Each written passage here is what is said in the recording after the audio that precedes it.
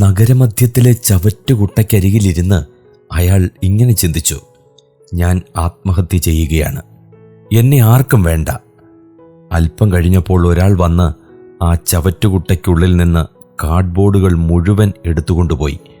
പിന്നീട് മറ്റൊരാൾ വന്ന് അതിനുള്ളിലെ പ്ലാസ്റ്റിക് കഷണങ്ങൾ എടുത്തു.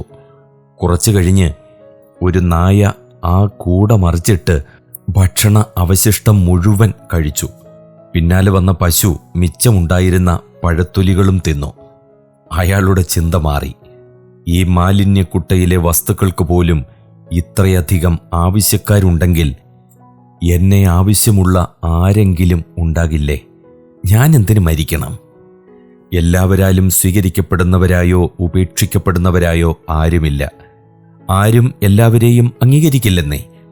സമാന സ്വഭാവവും ചിന്തകളും ഉള്ളവരുടെ ഇടയിലാണ് ഐക്യദാർഢ്യം രൂപപ്പെടുക. വ്യത്യസ്തരായവരെ ചേർത്ത് നിർത്താൻ അധികമാർക്കും താൽപ്പര്യമുണ്ടാകില്ല. എല്ലാ ഒറ്റപ്പെടലും ഹാനികരമല്ല. പല കാരണങ്ങളുടെ പേരിലാണ് ഒറ്റപ്പെടുന്നത്. മറ്റുള്ളവരിൽ നിന്ന് ഭിന്നനാണ്, അധികമാർക്കും ഉൾക്കൊള്ളാൻ കഴിയുന്നില്ല, അനുയോജ്യമായ പരിസരത്തല്ല വളരുന്നത്, കർമ്മശേഷി തിരിച്ചറിഞ്ഞിട്ടില്ല തുടങ്ങിയ സാഹചര്യങ്ങളിലെല്ലാം ഒറ്റപ്പെടൽ സംഭവിക്കും.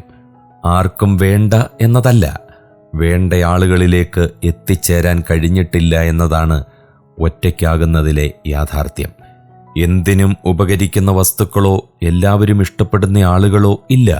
പ്രസക്തമായ സ്ഥലത്ത് നിൽക്കുകയും മനസ്സിലാക്കാൻ ശേഷിയുള്ള ആളുകളുടെ കൂടെ വ്യാപരിക്കുകയും ചെയ്യുക എന്നതാണ് കൂട്ടിലേക്കുള്ള വഴി.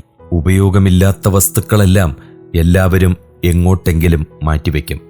സ്ഥിര സൗഹൃദത്തിൻ്റെ വഴികളിൽ ഉൾപ്പെടാത്തവരെല്ലാം ബന്ധങ്ങളുടെ രണ്ടാം നിരയിലാകും സ്ഥാനം പിടിക്കുക.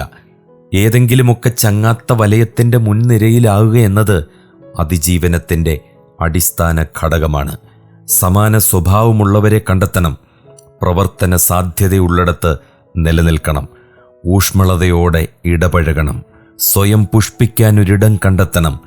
ഇവയൊക്കെ ഒറ്റപ്പെടലിനെ മറികടക്കും.